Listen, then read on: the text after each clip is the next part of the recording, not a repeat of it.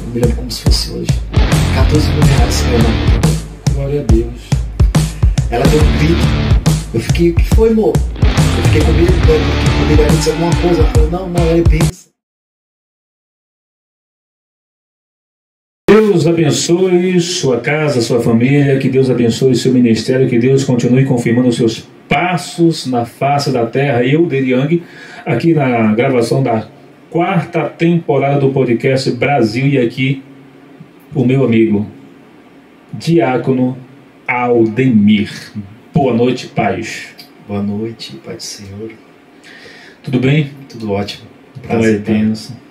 Prazer estar com vocês aqui. Amém, amém, amém. Aldemir, obrigado por aceitar o convite. Geralmente, quando entrevistamos uma pessoa pela primeira vez, iniciamos daquele jeito para descobrir quem é e quem não é. Aldemir, quem é você? Eu sou Aldemir, né? Tenho 33 anos e sou alagoano.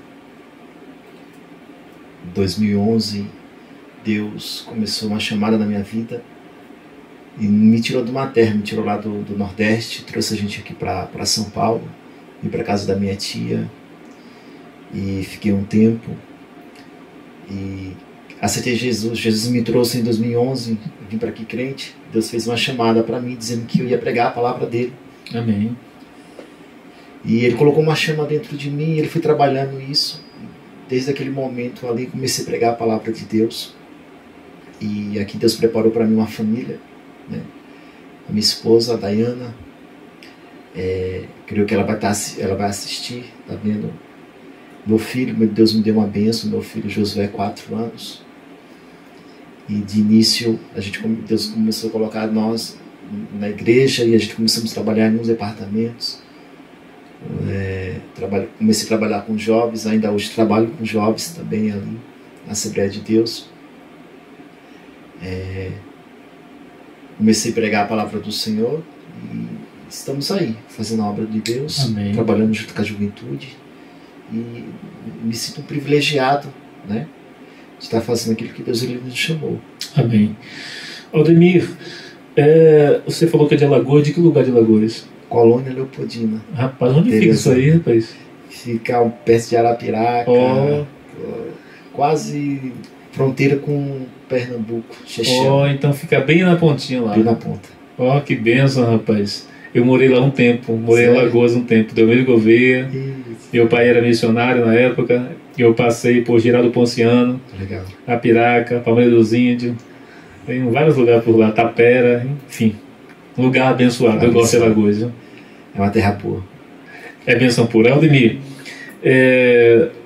eu queria ouvir um pouco sobre algo que Deus fez na sua vida que marcou a sua história. Quando Deus me chamou, eu estava com 18, 19 anos, e Deus sempre falando, usando pessoas, né? Promessas que Deus ia me levantar, ia fazer uma obra na minha vida, mas eu não entendia que obra era essa.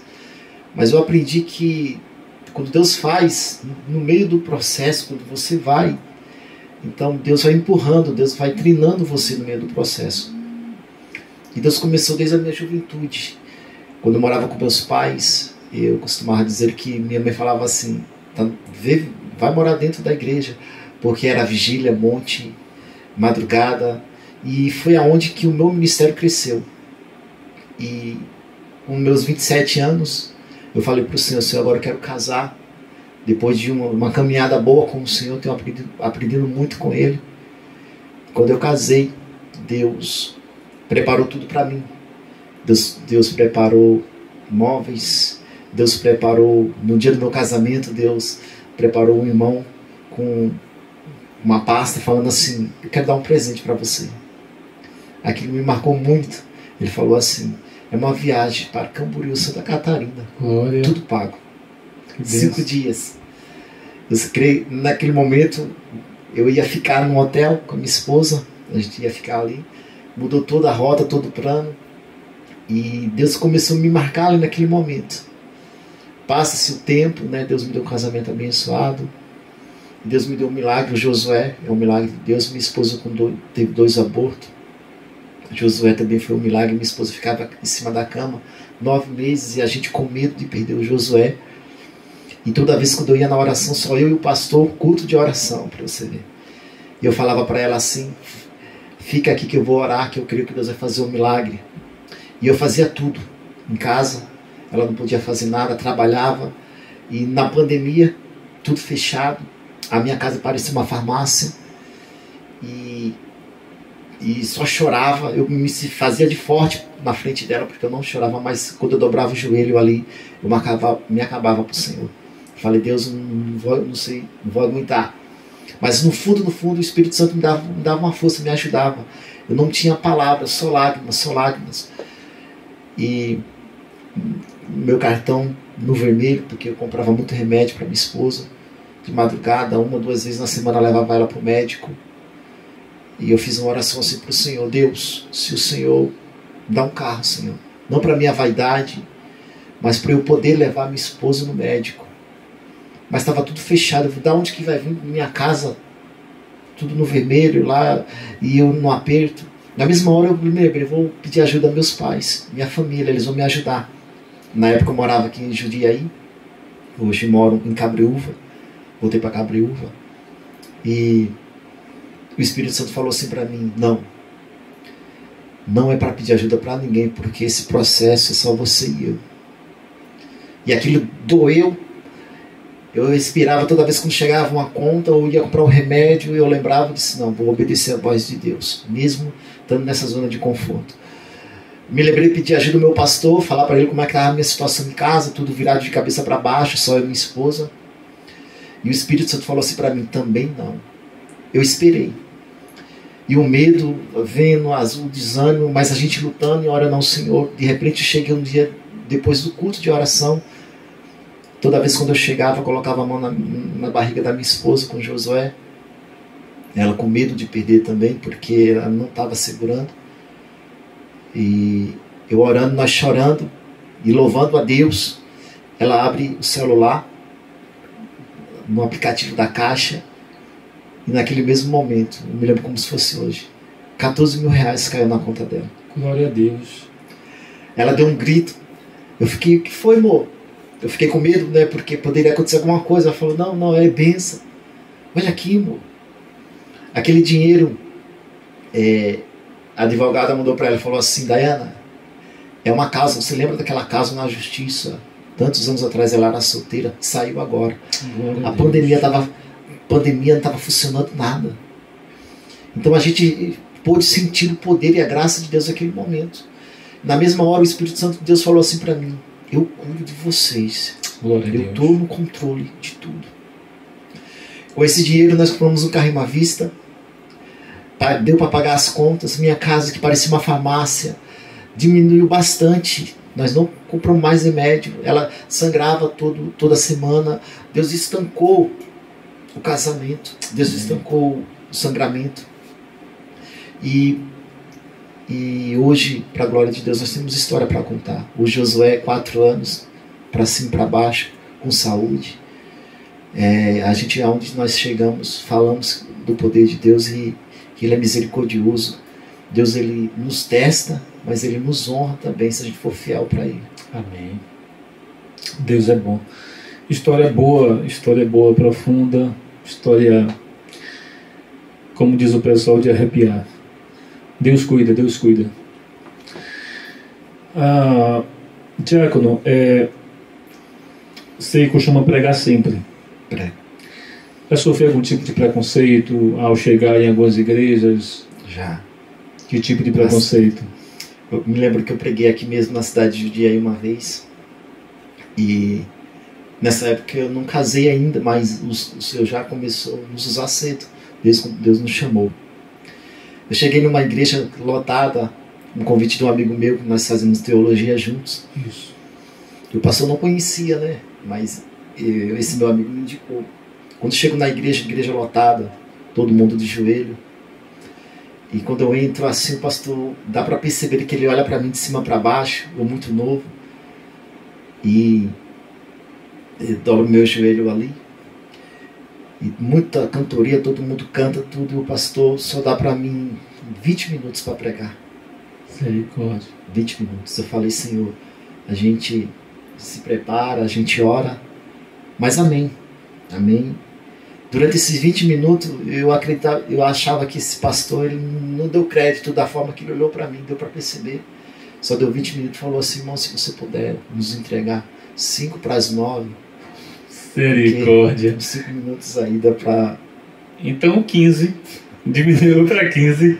Não, deu vontade de eu falar assim, pastor, eu acho que é melhor eu sou nem empregado. Sou mesmo aí atrás, mas eu me segurei. E Deus falou assim para mim, não, prega a minha palavra. Porque quem te chamou foi eu. Comecei a pregar.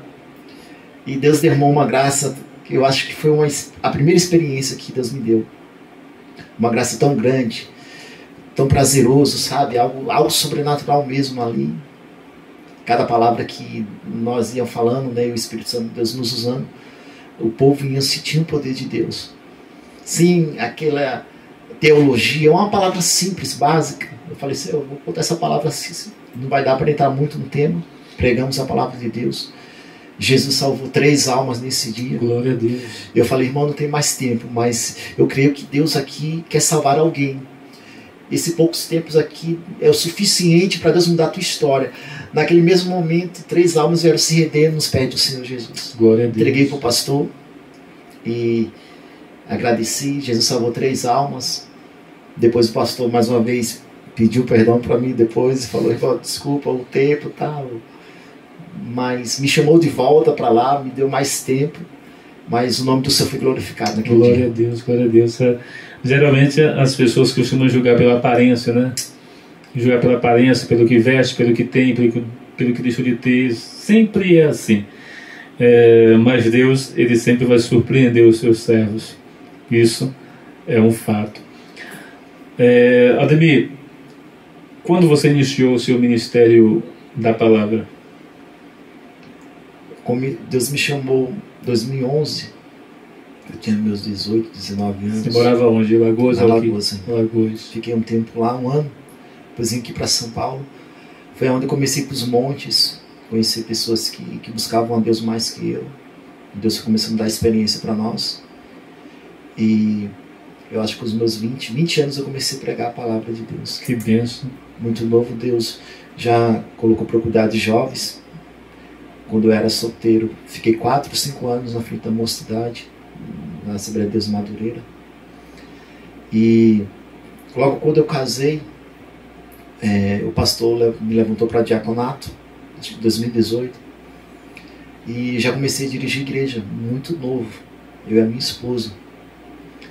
Nós ficamos 1 ano dirigindo lá em Cabreúva, só que a minha esposa ela sentiu um pouco o baque, né? Nós ali na ativa, força, com energia, e nós tínhamos aquela alegria de fazer a obra de Deus, mas veio esses 2 abortos e a minha esposa chegou, nós conversamos juntos e ela falou assim, é melhor a gente parar um pouquinho e cuidar de nós. Olha o que nós estamos passando, muita prova, luta, Deus abençoando tudo. Eu não queria mais dela tanto insistir, eu falei, não, o meu ministério começa em casa, eu tenho que cuidar da minha esposa. Eu creio que se for da vontade do Senhor mais para frente, Deus vai dar não sei. Então a gente conversamos com o pastor e foi onde que a gente viemos morar aqui em Jundiaí na época e passamos essas lutas aí com Deus. Aí Deus deu um milagre para nós. Amém. Algumas pessoas, quando vê essa mensagem de que você entregou a obra para cuidar da esposa, algumas pessoas podem olhar para você e achar que você fez errado, é uma covardia, botou a mão no arado e olhou para trás. As pessoas costumam pegar a Bíblia para poder afrontar, né? As pessoas podem até falar isso, não é isso? Você fez o certo. Parece algo meio equivocado, mas você fez a coisa certa. Deus vai honrar. Se tem um desejo no seu coração de dirigir a igreja de novo, de crescer ministerialmente falando, Deus vai honrar. É o que você falou. Nós falamos sobre isso aqui no podcast inteiro. A família, o ministério, o maior ministério começa em casa. Se em casa está bem, a igreja está bem. Se estiver ruim, não adianta. Você vai fazer besteira, você vai estragar toda a sua estrutura familiar. E Deus, Ele é a favor, sim, de que você cuide da família. Escute uma coisa, Aldemir. No tempo de Deus, você vai voltar a dirigir a igreja. No tempo de Deus. Não adianta apressar as coisas, não adianta fazer por onde, porque os homens têm essa mania, né, de fazer por onde. Eu também sou desse jeito, fazer por onde. Mas só que Deus, Ele tem a forma dele de trabalhar. E não é pelo seu fazer por onde, é pelo que Ele fez, pelo que Ele quer fazer, por onde Ele quer fazer. O caminho dele é mais alto do que o nosso, do que o seu. É isso? Então na hora certa você vai voltar, porque o desejo está no seu coração, a vontade está no seu coração, e ainda que venha pensamentos dizendo, poxa, não era para fazer, fica tranquilo, foi necessário fazer. Tá bom? O ministério pastoral já está dentro de você, porém você não é ainda, para os homens. Mas só que eu costumo falar um pouquinho de mundo espiritual. No mundo espiritual, o ministério pastoral já aconteceu, porque no mundo espiritual não existe tempo.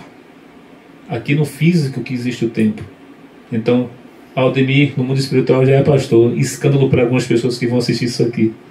No mundo espiritual, já é pastor. Aqui embaixo, algumas pessoas estão achando assim, mas depende de fulano, de ciclano. Depende de Deus. E o que Deus escreveu, o mundo físico obedece. É assim que funciona. Aldemir, vamos falar um pouquinho da sua trajetória na sua vinda de Alagoas para São Paulo. Alguma dificuldade? Foi algo tranquilo de acontecer? Porque às vezes para sair de um lugar para ir para outro é meio burocrático. Eu, por exemplo, volta e meia estão... Eu vou utilizar uma palavra aqui meia chula. Volta e meia estão me tentando tirar do Brasil para ir para fora. E eu não quero, porque eu estou bem. E o pior de tudo, eu morei na Bahia e eu fiquei mal na Bahia. É fácil você vir para São Paulo quando você está mal. Quando você está bem, é problema sair do lugar do conforto. É como Abraão. Abraão não estava mal, Abraão estava bem. Aí aparece Deus: sai da sua terra, dos seus parentes, que vai para uma terra que eu vou te mostrar. Ele não mostrou, eu vou te mostrar. É uma loucura, é um ato de fé. Então vamos lá. Como foi a sua saída da sua terra natal para uma terra estranha como São Paulo? O meu maior desafio foi sair perto dos meus pais. Eu era muito apegado com eles. Seus pais moram lá? Na época, sim. Hoje eles estão aqui, moram com a gente praticamente. Construímos uma casa para eles, eu e os meus irmãos. Eles estão ali, velhinhos. Mas foi onde que mais me machucou. Todo culto chorava, né? Que imensas saudades, o medo. Mas eu usava isso para quebrantar mais o meu coração para Deus. Vim para aqui com o intuito de estudar, fazer faculdade. E no meio do caminho Deus mudou tudo isso. Deus usava a palavra, usava várias pessoas dizendo assim: o que eu tenho para você é muito maior ainda, mas eu não sabia o que era. Mas Ele colocou essa chama, hoje eu entendo. E no meio dessa caminhada, no meio dessa dificuldade que eu passei, que era a saudade dos meus pais, Deus Ele foi abrindo caminhos, como você mesmo acabou de falar, usando pessoas, situações, e foi abrindo caminhos aonde que o meu ministério ele foi crescendo, né? A gente foi trabalhando, eu e os meus irmãos trouxemos meus pais para cá, para São Paulo, né? Porque lá onde a gente morava, muito dificultoso de serviço, tudo. Nós trabalhávamos aqui e mandavam ajuda para eles lá, trouxemos eles para aqui. Eu e meus irmãos, a gente compramos um terreno junto.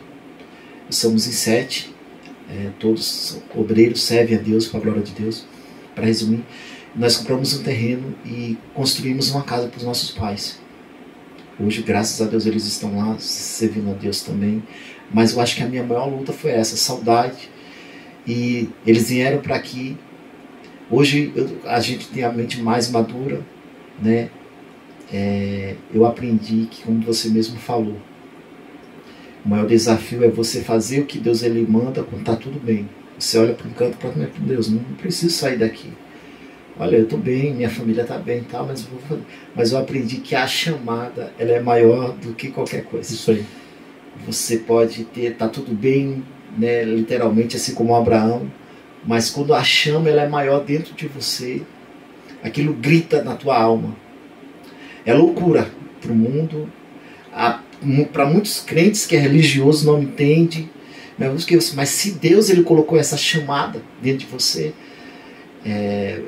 eu recebi essa palavra profética desde o início quando você falou aqui. Eu fico tranquilo, porque no meio do caminho ele vai preparando. Isso. Talvez Deus não vai mostrar porque ele sabe da nossa limitação, e a gente vai dizer, Deus, eu não vou, eu não quero. Olha a minha limitação, não tenho condição, mas no meio dela Deus ele vai dando. Quando Deus chama José, Deus dá um sonho para ele, dá uma chamada para ele, mas Deus não vai mostrar que ele vai ser vendido, vai ser escravo. Mas no meio ele foi aprovado, e aonde ele chegou, Deus honrou ele. E eu tenho isso comigo. Às vezes eu fico assim, mas como é que pode? Como é que você vai fazer um negócio desse? Olha, quando a gente começa a olhar para as nossas condições, ou às vezes para alguém que está do nosso lado, que a gente tenta falar, Deus, não é possível. Essa pessoa é logo, não. Deus vai lá e muda tudo. Muda tudo. Nossa, Deus ele é fiel, ele muda tudo. Glória a Deus. Aldemir, uma mensagem que você se apega muito da Bíblia. Apocalipse 3, verso 8. Eis que diante de ti eu pus uma porta aberta, Amém. Ninguém pode fechar. Tendo pouca força, não negasses o meu nome. Eu aprendi que vai ter dias que a vontade de chutar o balde, mas o desânimo vai vir, é um turbilhão de coisas na nossa mente, mas o que vai determinar a minha vitória, a nossa vitória é perseverar.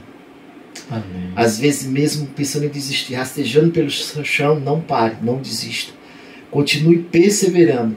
Jesus ele falou, né?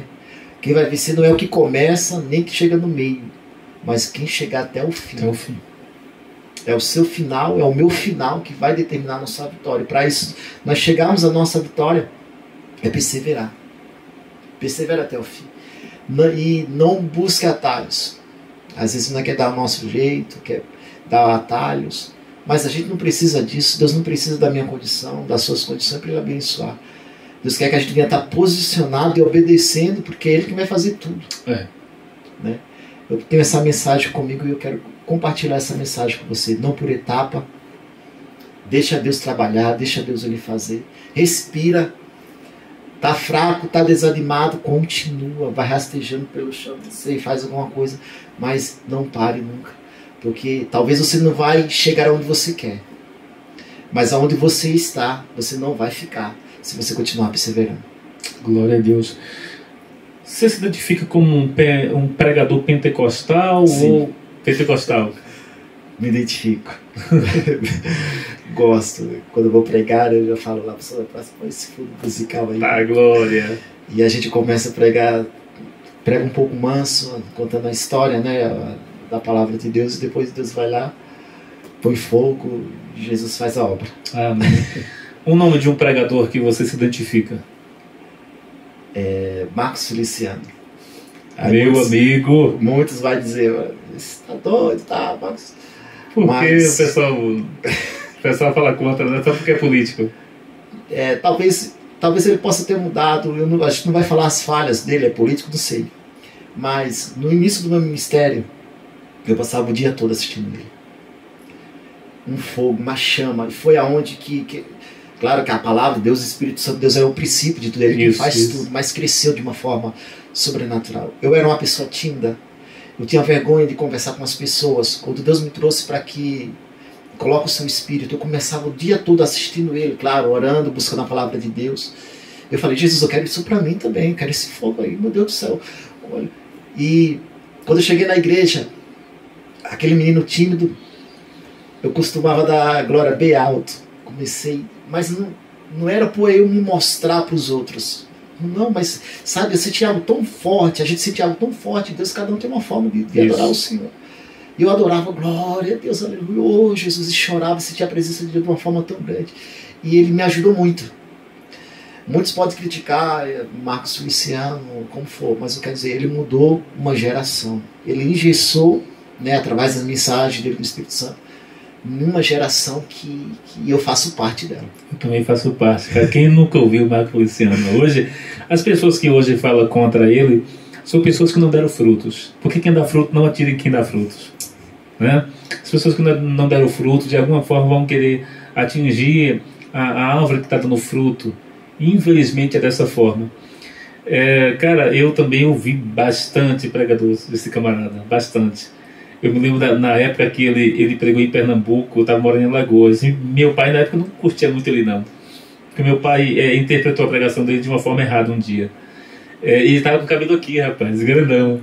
E naquele tempo o macho já estava doido da cabeça, tá cabelão aqui, e ele pregou lá em Pernambuco, bem daqueles... Eu entendo aquele período de Marco Feliciano, porque veio da Assembleia de Deus, onde não podia cortar cabelo, onde mulher não podia usar isso, não podia usar aquilo. Então, quando ele começou a conhecer o mundo, ele começou a criar dentro dele uma revolta, onde ele mesmo conta que ele botou uma pessoa para fora da igreja por causa desse costume ruim que colocaram na cabeça dele como regra, como algo de fé, né? Então, eu creio que foi um choque quando ele viu lá fora que a roupa... da forma que a Assembleia de Deus, por exemplo, pregava, não interferia em nada, né? Então ele recebeu um choque e a reação dele foi mostrar para o povo que é possível ter um cabelo grande, uma pulseira e ter a presença de Deus. Eu ouvi um testemunho dele que poucas pessoas sabem. Eu tenho um desejo de me encontrar com esse cara. Eu tentei várias vezes, fiz campanha para ele, mas nada ainda. Mas eu tenho um desejo de encontrar esse camarada, porque para mim foi um pai na fé. Foi um pai na fé. E fala o que eu quiser, eu estou pouco me lixando. Eu ouvi um testemunho dele, que ele foi pregar na África, e as irmãs estavam com o cabelo, a cabeça raspada, todas as irmãs. E ele se escandalizou, por ser assembleano, né? Se escandalizou. E ele perguntou o porquê as irmãs estavam com a cabeça raspada, sendo que uma igreja tradicional, aquela coisa tudinho. E o pastor falou, uma irmã teve câncer. Teve um problema aí, acho que foi algum problema, né? Não posso falar que foi câncer porque eu não me lembro, mas teve problema na cabeça, teve que raspar a cabeça, perdeu os cabelos tudo. E por ser uma igreja tradicional, não podia sentar no conjunto. Ela tinha que ficar de fora. Mas a irmã, ela sempre trabalhou, era uma irmã fiel na obra do Senhor, fiel a Deus. E as irmãs entraram em um acordo. Todo mundo vai raspar a cabeça e vamos ver o que vai acontecer. Todo mundo raspou a cabeça. Ele conta que quando ele viu aquilo, ele ficou, né? Que comunhão. E ele falou que quando as irmãs levantaram para cantar, ele falou que nunca viu algo parecido. Ele falou que elas cantaram e Deus desceu no culto. Ele falou que viu a presença de Deus, ouviu e viu a presença de Deus como um som de raios, trovões. E ele se assustou, que ele nunca viu aquilo. Ou seja, a comunhão trouxe a presença de Deus. Esse testemunho poucas pessoas sabem, né? Então, um cara que cresceu dessa forma e depois ele vê, né, todo o povo de Deus, outros povos de Deus também, vivendo uma vida diferente da nossa e com presença, o cara se revolta, né? Ele não... Bom que ele se revoltou, outras pessoas se atribulam e saem da igreja, se apostatam, né? Mas enfim, Marco Feliciano para mim, cara, é um pai na fé, cara. É o cara. Não tenho o que falar. Como político também é um exemplo. Eu hoje estou metido com política por causa dele, ele é o culpado, né? Eu acompanhava nas pregações, queria ser um pregador como ele, mas não consegui. Mas enfim, política foi ele também que me influenciou. Foi ele que me influenciou e, cara, eu louvo a Deus pela vida dele. Espero que um dia nós tenhamos um encontro daqueles bem top. Deus vai preparar esse momento, que eu gosto muito desse cara. Aldemir, vamos finalizar nosso podcast. Obrigado pela sua presença. Uma honra. Pouco tempo, mas vamos preparar um outro dia com um tema bem top e vamos fazer uma coisa bem arrumada para você. Você merece, cara. Eu gostei de conversar com você. Sério. Eu não botava fé de conversar com você, não. Ó, eu te mandei o convite, não foi? Sim. Mandei o convite. Não deu certo. Eu falei, rapaz, que coisa, rapaz. Aí eu mandei de novo, né? Que eu fiz essa aqui exclusivamente para vocês. Aí eu mandei lá por respeito. Eu chamei o diácono, eu mesmo marquei, eu vou marcar de novo. Mas hoje, aqui nesse exato momento, eu senti Deus. Amém. Deus te abençoe, cara. Eu gostei de conversar com você. Sério. Deus abençoe. Foi um prazer imenso, uma honra estar aqui com você. Né? Um coraçãozão grande, dá para perceber. Eu creio e eu profetizo na sua vida, né? Que Deus vai fazer muita coisa ainda mais do que você pensa e imagina. Amém, amém. Ademir, manda mensagem para sua esposa, para os seus amigos, para o seu pastor e vamos finalizar. Deus abençoe. Quero louvar a Deus, né, pela minha esposa, meu príncipe Josué. Minha esposa canta. Né? Trazendo um dia, na próxima vez você traz. Sim, sim. Nós trazemos ela, creio que Deus, ela vai ver.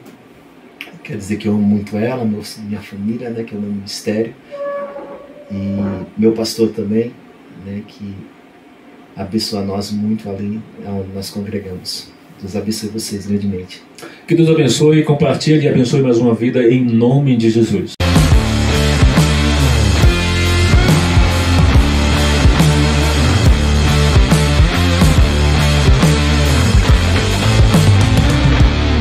No aplicativo da Caixa, naquele mesmo momento, eu me lembro como se fosse hoje, 14 mil reais caiu na conta. Glória a Deus. Ela deu um grito. Eu fiquei, o que foi, amor? Eu fiquei com medo, poderia acontecer alguma coisa. Ela falou, não, é bênção.